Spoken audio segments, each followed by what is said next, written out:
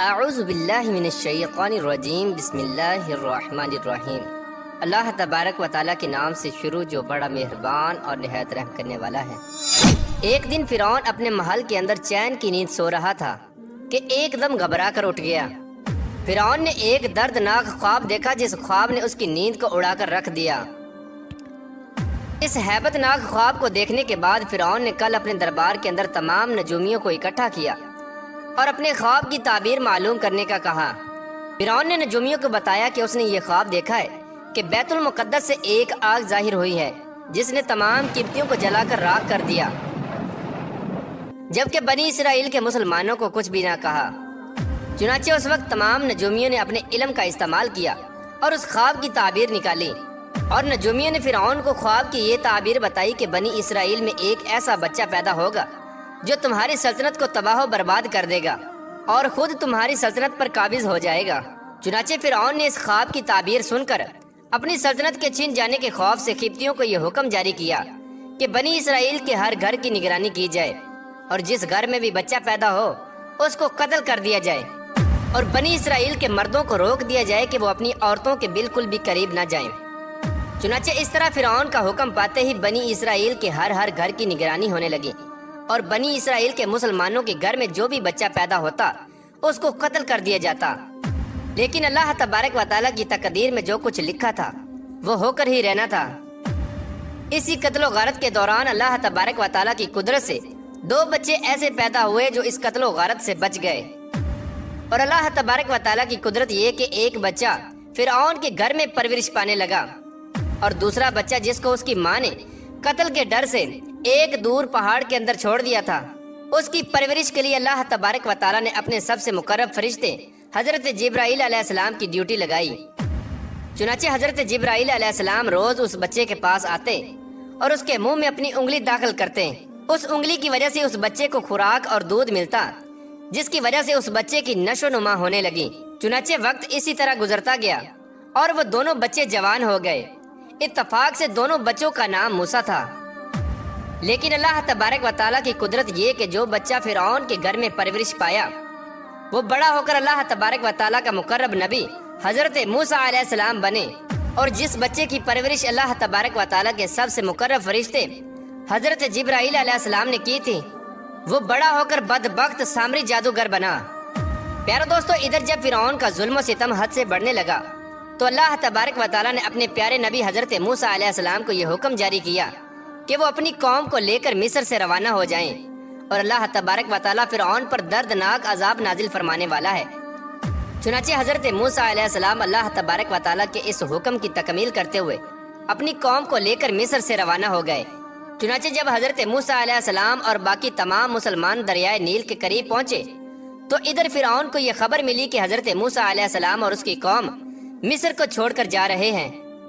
یہ خبر سنتے ہی فرعون نے اپنے لشکر کو تیار کیا اور اپنے لشکر کو یہ حکم دے دیا کہ بنی اسرائیل کے تمام مسلمانوں کو اور حضرت موسیٰ علیہ السلام کو قتل کر دیا جائے۔ چنانچہ فرعون کا لشکر حضرت موسیٰ علیہ السلام کے لشکر کا تعاقب کرتے ہوئے ان کے پیچھے چل پڑا۔ ادھر جب حضرت موسیٰ علیہ السلام اور بنی اسرائیل کے تمام مسلمان دریائے نیل کے کنارے پہنچ گئے تو حضرت موسیٰ علیہ السلام نے اللہ تبارک و تعالیٰ کی بارگاہ میں دعا کی اور دریائے نیل کے اندر سے رستہ طلب کیا۔ چنانچہ اس وقت اللہ تبارک و تعالیٰ نے حضرت موسیٰ علیہ السلام سے حکم ارشاد فرمایا کہ اپنے عصا مبارک کو دریائے نیل کے کنارے مارو۔ تو اس وقت حضرت موسیٰ علیہ السلام نے اپنے عصا مبارک کو اللہ تبارک و تعالیٰ کے حکم سے دریائے نیل کے کنارے پر مارا تو اس وقت دریائے نیل 2 حصوں میں تقسیم ہو گیا اور دریائے نیل کے اندر سے ایک وسیع رستہ بن گیا۔ حضرت موسیٰ علیہ السلام اور تمام بنی اسرائیل کے مسلمان اس رستے کو عبور کرتے ہوئے بڑی آسانی کے ساتھ دوسری طرف چلے گئے، اور ادھر فرعون کا لشکر جو حضرت موسیٰ علیہ السلام کے لشکر کا تعاقب کر رہا تھا وہ بھی اسی رستے سے دریائے نیل میں داخل ہو گیا۔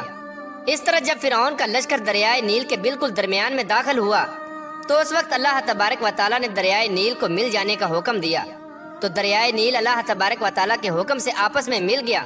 اس طرح فرعون اور اس کا تمام لشکر اور تمام قبطی دریائے نیل کے اندر غرق ہو کر ہلاک ہو گئے، اور اس طرح فرعون کو ہلاک کر کے اللہ تبارک و تعالیٰ نے دنیا کے لیے عبرت کا نشان بنا دیا۔ چنانچہ فرعون کی ہلاکت کے بعد حضرت موسیٰ علیہ السلام اور تمام بنی اسرائیل کے مسلمان ایک دوسرے مقام پر ٹھہر گئے، कुछ अरसे बाद अल्लाह तबारक व तआला ने हजरत मूसा अलैहिस्सलाम को यह हुक्म दिया कि वो अपनी कौम को लेकर दोबारा मिस्र में वापस चले जाएं। हजरत मूसा अलैहिस्सलाम अल्लाह तबारक व तआला का ये हुक्म पाते ही अपनी कौम को लेकर मिस्र की तरफ रवाना हो गए। अल्लाह तबारक व तआला ने बनी इसराइल के मुसलमानों पर यह फजल किया कि फिरौन के तमाम तर महल्लात और तमाम तर खजाने बनी इसराइल के मुसलमानों के सपुर्द कर दिए गए। इसी दौरान अल्लाह तबारक व तआला ने हजरत मूसा अलैहिस्सलाम को तौरात देने का भी वादा किया था। अल्लाह तबारक व तआला ने हजरत मूसा अलैहिस्सलाम से यह हुक्म इरशाद फरमाया था कि वो 30 दिन और 10 दिन मजीद रोजे रखें। इसके बाद अल्लाह तबारक व तआला हजरत मूसा अलैहिस्सलाम को एक ऐसी किताब देगा जिस किताब के अंदर इस कौम के तमाम शरई असूल होंगे, जिसके ऊपर अमल करके ये कौम अपनी जिंदगी गुजारेगी और जिस किताब के अंदर इस कौम की शरीयत होगी। चुनाचे उस वक्त हजरत मूसा अलैहिस्सलाम ने अपने भाई हजरत हारून अलैहिस्सलाम को कौम बनी इसराइल पर खलीफा मुकर्रर किया और खुद अल्लाह तबारक व तआला का यह हुक्म पूरा करने के लिए कोहे तूर पहाड़ पर चले गए और हजरत मूसा अलैहिस्सलाम कोहे तूर पर जाकर अल्लाह तबारक व तआला की इबादत में मशगूल हो गए और रोजे रखने लगे। चुनाचे हजरत मूसा अलैहिस्सलाम दिन में रोजा रखते और दिन रात अल्लाह तबारक व तआला की इबादत में मसरूफ रहते। इस तरह जब हजरत मूसा अलैहिस्सलाम कोहे तूर पर तशरीफ ले गए तो इधर सामरी जादूगर को फसाद फैलाने का मौका मिल गया और मूसा सामरी ने बनी इसराइल के तमाम मुसलमानों को बहकाना शुरू कर दिया। चुनाचे सामरी जादूगर ने बनी इसराइल के मुसलमानों के पास जितना भी सोना था वो तमाम सोना इकट्ठा किया और आग के अंदर दाखिल कर दिया। इस तरह वो तमाम सोना देखते ही देखते एक बछड़े की सूरत इख्तियार कर गया। सामरी जादूगर ये मंजर देखकर बहुत खुश हुआ। उसने उस बछड़े को उठाया और एक महफूज मकाम पर रख दिया और सामरी जादूगर ने उस बछड़े के मुंह में वो मिट्टी फूंकी जो सामरी जादूगर ने हजरत जिब्राइल अलैहिस्सलाम के घोड़े के पाँव के नीचे से उठाई थी। इस तरह जब सामरी जादूगर ने उस मट्टी को बछड़े पर फूंका तो वो बछड़ा बोलने लगा और उस बछड़े में जान दाखिल हो गई। चुनाचे बनी इसराइल के मुसलमान ये मंजर देखकर हैरान हो गए और उस बछड़े को अपना खुदा समझने लगे। उस वक्त सामरी जादूगर ने माअज़ल्लाह बनी इसराइल के मुसलमानों को बहकाना शुरू कर दिया और बनी इसराइल के मुसलमानों से ये कहने लगा कि हजरत मूसा अलैहिस्सलाम जिस खुदा की तलाश में गए हैं वो खुदा तो हमारे पास है और माअज़ल्लाह हजरत मूसा अलैहिस्सलाम वहाँ पर हलाक हो गए हैं। चुनाचे सामरी जादूगर ने तमाम बनी इसराइल के मुसलमानों को उस बछड़े के सामने जमा किया और उस बछड़े से पूछा कि बता तू कौन है। तो बछड़े के अंदर से आवाज आई कि मैं बनी इसराइल और मूसा का खुदा हूँ।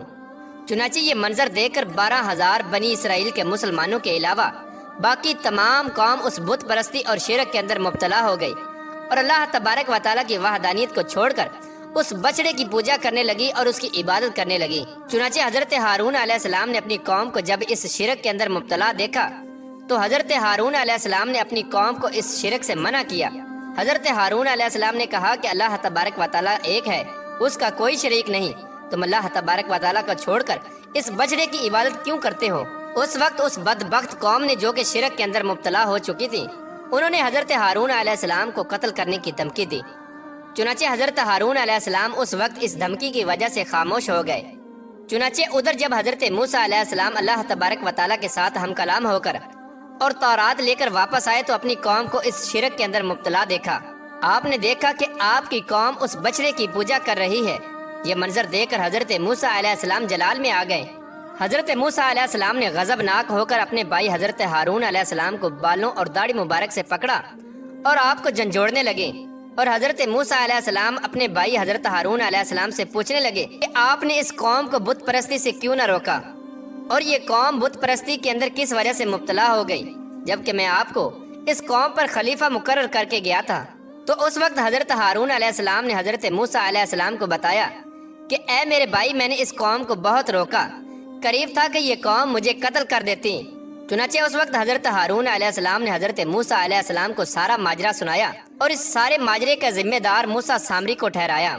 हजरत हारून अलैहिस्सलाम ने हजरत मूसा अलैहिस्सलाम को बताया कि आपकी सारी कौम मूसा सामरी की वजह से इस शिरक के अंदर मुब्तला हुई है और ये तमाम लोग सामरी जादूगर की वजह से इस बछड़े की पूजा करने लगे हैं।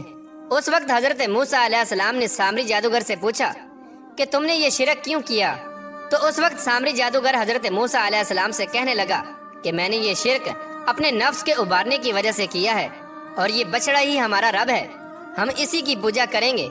उस वक्त हजरत मूसा अलैहिस्सलाम ने गजबनाक होकर मूसा सामरी के लिए दर्दनाक बद्दुआ की तो अल्लाह तबारक व तआला ने मूसा सामरी को एक ऐसी दर्दनाक बीमारी के अंदर मुब्तला किया کہ وہ ساری زندگی لوگوں سے یہی کہتا رہا کہ میرے قریب مت آنا اور مجھے ہاتھ مت لگانا۔ اللہ تبارک و تعالیٰ نے سامری جادوگر کو ایک ایسی دردناک بیماری کے اندر مبتلا کیا تھا کہ کوئی بھی شخص اگر اس کو ہاتھ لگا دیتا تو وہ سخت بخار کے اندر مبتلا ہو جاتا۔ اس طرح سامری جادوگر ساری زندگی جنگلات کے اندر بھٹکتا رہا اور اسی موذی بیماری کے اندر تڑپ تڑپ کر ہلاک ہو گیا۔ ادھر حضرت موسیٰ علیہ السلام نے اس بچڑے کو توڑ پھوڑ کر ٹکڑے ٹکڑے کر دیا جس بچڑے کو سامری جادوگر نے بنایا تھا۔ اس کے بعد حضرت موسیٰ علیہ السلام نے اللہ تبارک و تعالیٰ کی بارگاہ میں دعا کی اور بنی اسرائیل کے مسلمانوں کے اس گناہ کی معافی طلب کی، تو اللہ تبارک و تعالیٰ نے حضرت موسیٰ علیہ السلام سے ارشاد فرمایا کہ اس گناہ کی معافی ایک ہی صورت میں ہو سکتی ہے کہ تمام بنی اسرائیل کے وہ لوگ جو اس شرک کے اندر مبتلا تھے وہ اپنے عزیز و اقارب کو اور اپنے قریبی رشتہ داروں کو اپنے ہاتھوں سے قتل کریں۔ چنانچہ اس طرح بنی اسرائیل کے وہ تمام لوگ جو اس شرک کے اندر مبتلا تھے انہوں نے اپنے ہاتھوں سے اپنے آپ کو قتل کر دیا اور اپنے عزیز و اقارب کو اپنے ہاتھوں سے نیست و نابود کر دیا۔ اس طرح اللہ تبارک و تعالیٰ نے اس بدبخت سامری جادوگر کو ہلاک کیا اور اس شرک کے اندر مبتلا اس قوم کو دردناک سزا دی۔ اللہ تبارک و تعالیٰ سے دعا ہے کہ اللہ تبارک و تعالیٰ ہمیں شرک جیسی غلاظت سے محفوظ فرمائے اور اللہ تبارک و تعالیٰ کی وحدانیت پر یقین رکھنے کی توفیق عطا فرمائے۔